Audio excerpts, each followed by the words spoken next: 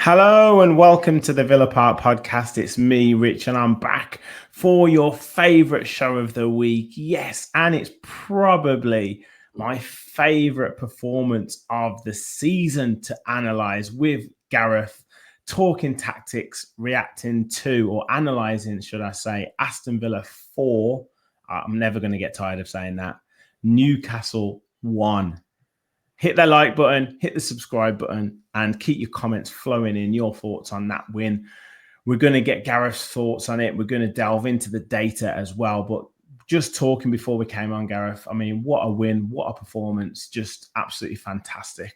Yeah, quite unexpected, maybe. I think is probably fair. I thought they would, like I was just said to you, I thought they would give us more of a game.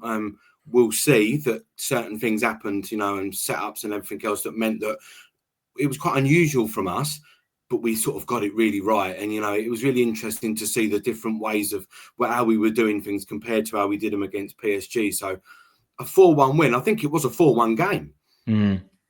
It could have been more as well. I mean, we'll probably get into like the XG and all that. I'm sure we will, but just sort of looking at it with the eye, I mean, you're seeing Pope making numerous saves, hitting the woodwork 3 times, numerous crosses across the box. Like, it could have been more goals.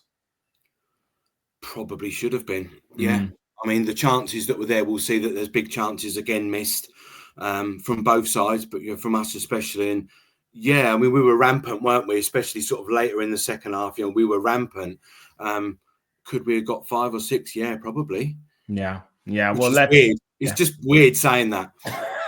Well, I mean, like I say, just before we get the stats up, especially when you consider and this can happen, don't get me wrong, but the form sides in the Premier League, Newcastle 3rd in the table, had they got the victory, they could have gone a point behind Arsenal, a settled side, players that were rested after sort of 60 minutes after the game was won against Crystal Palace, where they thrashed them 5-0. They thrashed Man United 4-1 the game before. So they would have been going into that game on absolute cloud 9. And like you say, it was a surprise that it wasn't, that Villa should have won by more, which was, again, so surprising when you consider the level of opposition. Yeah, I mean, to be honest, I didn't fear for us going into the game. I thought we would give them a good game. I expected a close sort of, a goal scoring draw, if anything. But yeah, it comes as quite a surprise. Yeah, definitely. Let's have a look at the stats and the game. Anything sort of that took your eye here? I mean, very even in terms of all the stats, really. Yeah, exactly that. I think you've nailed it. Exactly sort of very sort of, even Stevens across even possession in the field. Tilt was quite, would say that to play shot, I'd say. Yeah, you just cut out there slightly there, Gareth. Just on the field tilt. What were you mentioning on the field tilt? Yeah, I was just saying that it was quite even, it was quite even across the board. And I think like the field tilt, especially when we look at how much possession is in that final third, it was quite even. Yeah, definitely. And look, both teams sort of allowed each other to make, numerous passes, 466 for Newcastle, 434 for Villa, before kind of getting into the networks and stuff. Actually, let's bring the networks up, because would you say that Villa's passing them was more incisive, was much more kind of dangerous then with that? Yeah, I think so. I think it was just a lot, a lot less playing around at the back, wasn't it? It was either, Martin, as we can see, sort of out of those lines, a lot of clipped balls over straight, sort of through to Maatsen on the left hand side, and there's a lot of, we'll see it later, but there's a lot of passing involvement between him and Yuri Tielemans and Bouba Kamara. So this was interesting. Now, the average position deal, we'll see it more on the sonars as well. It's quite unusual for us to be so narrow and the interchanging of positions, but I double checked it against other data sources and it was like this. It was quite strange. Well, look, you mentioned the sonars. This is Villa's. I mean, look at that. Like, yeah, overlapping of positions there is really interesting. Yeah, it was quite weird. Like I say, I double checked it with another two data sources and it was exactly the same. And it's hard to make out who's doing what and who's where, really. But you can clearly see one thing I did pick out straight away from it was look how high volume Martinez's passes are that are going long. And they're going straight up the field, and we can see sort of a lot of that with Maatsen sort of going inside as well. But yeah, that cluster of players sort of making loads of narrow shape and everything, barely any width at all. And it's almost like a hybrid back three, isn't it? Yeah. Would you say that was maybe, obviously it's a tactical ploy, but in terms of why they did that, obviously it could have been in terms of confusing Newcastle when we were on the ball to see, getting Asensio picking up little positions or Rodgers or McGinn. But also, if we were to lose it because of the way that Newcastle like to get the ball out wide really quickly or get ground with, say, a Joe Linton, it meant that our players were close in. So if they did win the ball, we were close in to try and win it back as quickly as possible. Yeah, I think it's that. They wanted to be narrow. They wanted to put pressure on the Newcastle midfield three, Guimaraes, Joe Linton, etc., and Tonali. They wanted to put pressure on them and not let them play. And I think they really did it well with, especially with Bruno Guimaraes. They put a lot of pressure on him and he didn't cope that well with it, did he? The same with Joe Linton. Yeah. I mean, second half, I can't really recall him, Joe Linton, touching the ball many times at all. And like you said, Bruno got quite frustrated. And it kind of left Tonali with a lot of work to do to compensate for all of that. So 100% the tactics work there. With Newcastle, anything that you noticed here with their sonars or passing frequency? I just think, they tried to get Harvey Barnes involved as much as they could, but Jacob Murphy was the outball for him a lot of the time. But yeah, you're looking at Tonali deeper there and he's obviously spraying passes left and right. Bruno sort of a lot of the time doing much the same thing, but it was that midfield three that we really tried to put that focus on and it worked. The other thing I would say there is Dan Burn and Fabian Schär, as good a defenders as they are, you're exposing them to 2-on-1 with, or a lot of the times 1v1 with Ollie Watkins, and then you back that up with a Ian Maatsen from fullback or Morgan Rodgers running through or Marco Asensio playing through balls. It was very difficult for them to cope, wasn't it? Once we broke through that midfield. Yeah, it was exactly that. And, we tried to, you could see that Watkins was playing for his pace and everything and trying to latch on to Schär or Burn. And it worked, didn't it? He sort of really did put himself about quite well. Yeah, definitely. And one thing on the passing sonar that I noticed there is, and Matty Cash didn't go forward too much, did he? And again, was that something where we thought, right, Maatsen is going to be the big attacking outlet on that left-hand side? Matty Cash, do you concentrate on Harvey Barnes and then potentially Gordon when he comes on and do that defensive job and keep that sort of three at the back for us? Yeah, you're trying to stop that counter, aren't you? Which again worked for us. But we've seen this, apart from that narrow sort of bunch of players in the middle, we see this a lot when Luca Digne plays. You often see sort of him a lot higher than Matty Cash. So yeah, it was definitely a ploy, to keep that sort of defensive line rigid. But that midfield was the workhorse, if you like. Yeah, definitely. XG and the shot map. You talked about the big chances and Villa, obviously, numerous shots, 23 shots, 4 goals, which, in terms of the XG, I guess expecting that. Maybe could have scored more, like you said, mate. Yeah, the XG is all right at 2.2. You're getting, you've exceeded it, obviously, because you've got the 4 goals. So kudos where it's due, credit where it's due. But it's those big chances missed again, isn't it? Yeah. I'm thinking, obviously, a couple of great efforts from Watkins that hit the post, a great header that hits the post as well. Jacob Ramsey, I thought that was in. And then, I know we scored with Onana, but, Rodgers would probably say he should have scored, and Pope made some really good saves. I'm trying to think of the big chances for Newcastle. Obviously, apart from their goal, I can't really think of too many opportunities that they had. But we kept them to sort of a couple of shots from distance, really.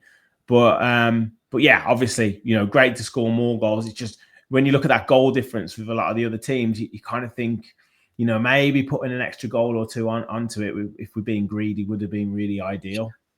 Yeah, could have made a bit of a difference. I'm not sure how much, because we plus 6 now. +6, yeah. So yeah, we needed to be sort of doing that earlier on in the season a bit more consistently, I think.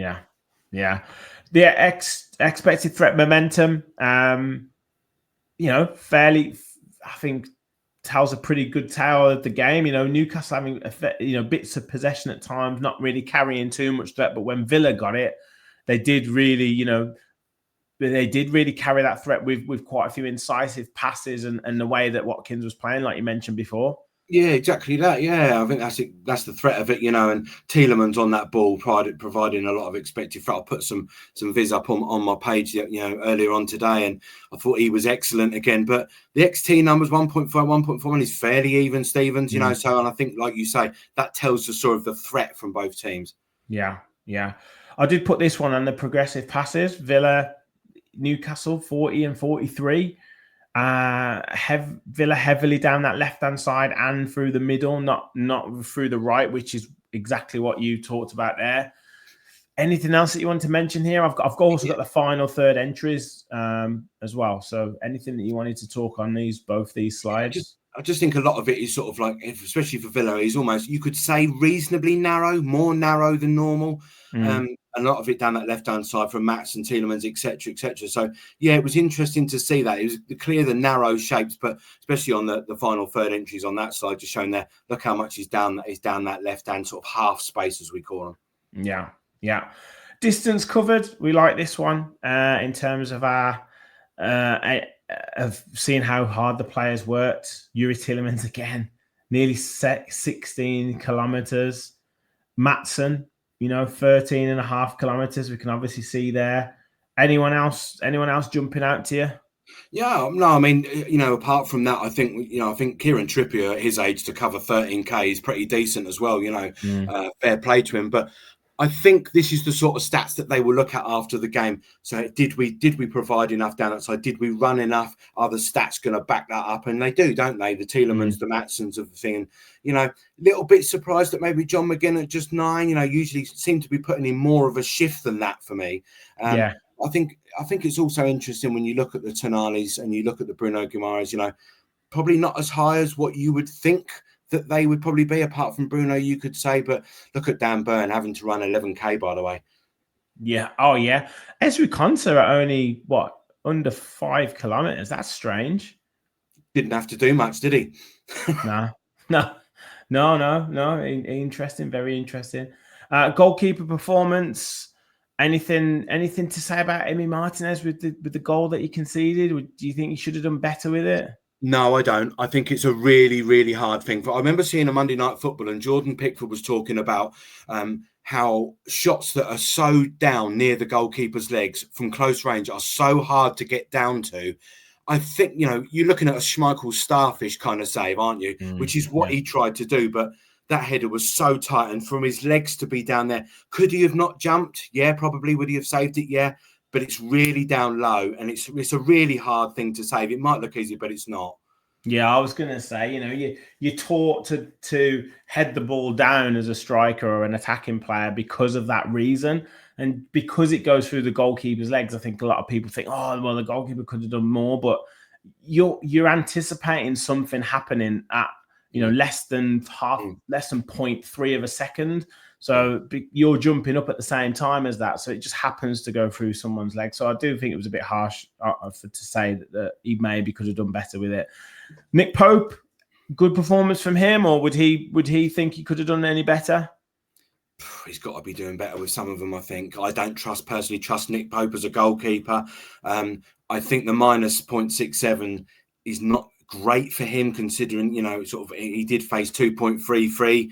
It's not the worst, of course, but I don't know. There's something about Nick Pope. I wouldn't want him in goal for my team. I'm sorry. Yeah, it feels like he has to be a shot stopper because it has to be a good shot stopper, shall I say, because he's made a mistake in another area, or he's not being as commanding as he maybe could be. So that means he's got to get himself out of the whatever, or his team out of the whatever, because he's maybe not commanded his box enough, or he's not moved his feet well enough, or he's not done something well enough, and then it's meant that he's got to make a big save or something like that to compensate, which, yeah, I think Newcastle will be wanting to upgrade on that goalkeeping department in the summer. Yeah. Defensive shape and out of possession. Anything that you've kind of highlighted here? The narrow shape of Newcastle clearly reflects what we've just talked about on the passing sonars for Aston Villa. It's narrow. Look how narrow their shape is, and they're trying to sort of get out to the right-hand side, with Trippier and Livramento, but it didn't quite happen. They had to be narrow. Look how narrow Tonali, Bruno Guimaraes and Joe Linton are. They're almost on top of each other. So it's an interesting ploy, isn't it? And down the left-hand side, Newcastle attacked a fair bit down that left-hand side, so we're a bit more lenient to that side, but Boubacar Kamara stepping out, helping Matty Cash out as well. Yeah, well, look, it was a really ruthless performance, I think, from Villa. I wonder whether you think this might have had any impact. The fact that because maybe Villa surprised Newcastle a little bit with their tactical shape and how they approach the game, whether maybe having Eddie Howe not in the dugout affected that. Would Tyndall have been looking at? Would he be able to sort of make the decisions on the fly to change and impact the game? To something that they wouldn't have been expected, or would Eddie Howe have been able to do that had he been on the sideline? Do you think that would have had any difference? Obviously, because Tyndall's kind of had the game plan. The games go his own way the last couple of games. Man United, Eddie Howe's not there. The players get through on the adrenaline. We do it for Eddie. Crystal Palace didn't turn up. Easy game at home. Villa is a different kettle of fish. They came with a different tactical plan, and then it's like, I've got a bit of adversity here. How do I react to this?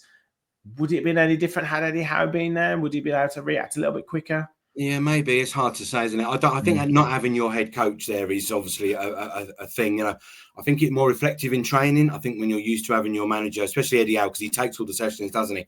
I think that's the bigger difference rather than on a match day. Would he have made it? I don't know. Maybe. I don't know. I think that's it's a good point you make, but it's a really hard thing to try and assess. But I didn't see anything different from Newcastle really than I did against Manchester United. It was unchanged lineup, wasn't it? Why didn't they play the same way? I think they were more caught out by how we played, and they couldn't adapt to it on the field rather than Jason Tyndall. Yeah. No, that's fair. I think the longer. And then we obviously wish Eddie Howe all the best with his health and everything like that. And you saw Unai Emery saying the same thing to Jason Tyndall. But for them as a club, and for obviously wanting to qualify for the Champions League, the longer he's out of the picture, the tougher it is going to be for them, because there will be periods of adversity. There will be times in games where different tactical plans, or your manager saying something or having a word with a player, will be needed. And as you say, in training, that consistency and also that message that's coming through, at what point does it become Jason Tyndall and Graham Jones' message and away from Eddie Howe's message? That's where it becomes that little bit difficult. And they've got 5 games to go in the season. That's still a lot of points to play for. Yeah, and they've got some tough fixtures, haven't they? So yeah, it's good. You can't see Eddie Howe being back, can you? From what they're saying, you can't see him being back. So I can't really comment on how much that might make an effect on them, but it has to have some effect. Villa now going to Man City on Tuesday night. 10 wins from the last 11 games. Certainly doesn't get any easier, but we could not be in a better situation with the confidence, with the way we're playing, with the quality available to Unai Emery's disposal. He has said himself he had to have conversations with Pau Torres, Leon Bailey and Lamar Bogard about them not being part of the match day squad. When have we ever had the ability to leave out players of that quality from a match day squad with 9 subs already on the bench. Yeah. I mean, like we said, we were talking before, weren't we? How he's managed that period for me with those injuries, and then they've got them back on the bench. And numerous times, commentators I've seen comment on what a strong bench it was. You know, in terms of Manchester City, I watched the game of the weekend for them. I wasn't impressed with them first half, especially. They were very slow to get going. They didn't really get going until midway through the second half, if at all. Admittedly, you know, they didn't have to play that well. But I think if we can get a really good start like we did, maybe even 1 or 2 up, we don't know. I think the crowd get onto them, and I think they struggle. But it's Manchester City, isn't it? Yeah. It's all about managing the game, managing every situation, because Crystal Palace went 2-0 up a couple of weeks ago. Now, you know, we haven't had the best results against Crystal Palace, but league position tells you we're a stronger outfit than them, obviously. But they went 2-0 up. Man City get that momentum. They get that relentless part about them, and then they win 5-2.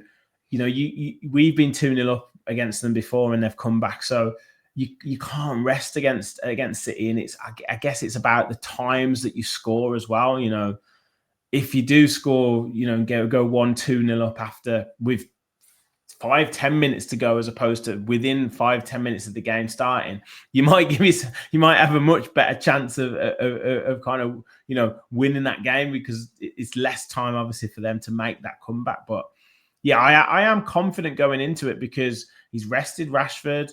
You know, Marlon came on as well. He didn't have too much time. We've got lots of players coming back. You know, Pau Torres might come back in fresh, you know, to maybe give us a bit more possession. Luka Dean could come in to be a bit more solid at the back. There's so many options that Unai's got. And Yuri Tillemans and Boubacar Kamara and John McGinn as well. Like that, those 3 are playing so well in that midfield at the moment. It's frightening. Yeah, they really are. I mean, and I think when it'll be a very different tactical game. It's going to have to be, even though he was tactically spot on against Newcastle, it's going to have to be even more so against Manchester City, because their midfield is very different. There are a lot of rotations, a lot of half spaces with De Bruyne, etc. And it's got to be different. My worry is that if Doku plays, I think Matty Cash could really struggle. Yeah, he could do, but we talked about it last night with Matty Cash. If he's given a specific task to do, i.e. stop one player from playing, he can do it. I mean, he did it. He had a good game against Matoma. He had a good game against Kvaratskhelia. He had a good game the other day against Barnes and then Gordon. You know, arguably better wingers than Jeremy Doku. So, you know, all power to him. But then he might start Garcia. Who knows? Yeah, he might. I mean, and I'm not criticising Matty Cash's ability in any way, but I just, from what I see, you know, a lot of players struggle up against that sort of thing, especially when they get into the box. And we know Cash is a bit prone to sticking legs out. So that's my only concern. I think if he sets it up right, I think we should be all right. We just got to be careful, haven't we? Oh, definitely. But we've got a great opportunity we could go third in the table if we win that game, and then takes us into the semi-final in absolutely inspirational form. So that'd be fantastic. Gareth, you will be here to talk through that later on this week as well, hopefully after another victory. I've seen you've posted some analysis already, but if there's anything else to go up, or where can people find all this wonderful stuff, mate? Yeah, I'm going to post it all after this on at One Villa Analysis, and I'll retweet it as well. Brilliant stuff. Guys, thank you for watching. Another fantastic victory, another great show as well from Gareth. Hit that like button, hit the subscribe button. We'll be back later this week with a preview show for Manchester City, and obviously talking tactics, match reaction, match previews for Crystal Palace to come as well. So loads of shows to keep you all interested. Thank you all for watching, and as always, remember, we all follow the Villa.